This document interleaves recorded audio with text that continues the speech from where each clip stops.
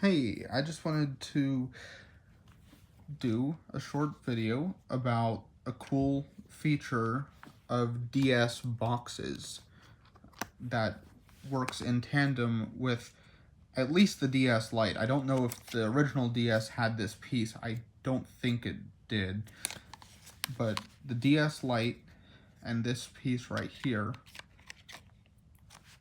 that often gets lost. You see, if you're not familiar with the DS Lite, or if you just don't remember this or never got to utilize it, what this does is it allows you to play Game Boy Advance games, not anything before that, just Game Boy Advance. However, that's pretty cool. That's completely optional backwards compatibility with a completely different cartridge design than the ones used by the DS, which looked like that. They were completely different. But yeah, this allowed backwards compatibility with your old system. It was a really cool feature that Nintendo had no obligation to do, but did anyway, which I love. However, this little cover piece really likes to get lost.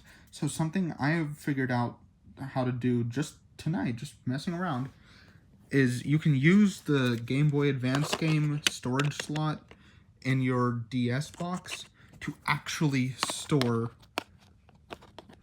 one of these guys. It's a little awkward to do while trying to hold a phone. There we go.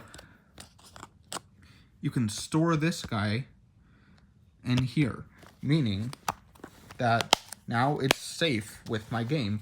This goes on a shelf. Or if I'm carrying it around, it's going to be in a bag or something. It's a lot harder to lose an entire DS game, and this one has its manual and all that, so it's actually got some weight to it. It's pretty hard to lose an entire boxed DS game versus that little cover that's smaller than a Game Boy Advance cartridge. And it also just allows it to be more out of the way. You know, you don't have to worry about it falling out of a pocket or you leaving it on a table somewhere. It's going to be pretty out of the way so that you can just have your Game Boy Advance game in here and know where that cover is at all times, because it is safe and sound in your game case itself, which is a really neat little feature.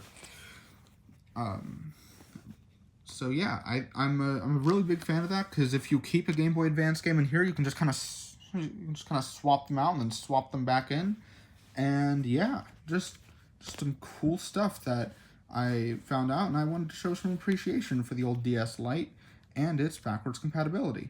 Thanks for watching.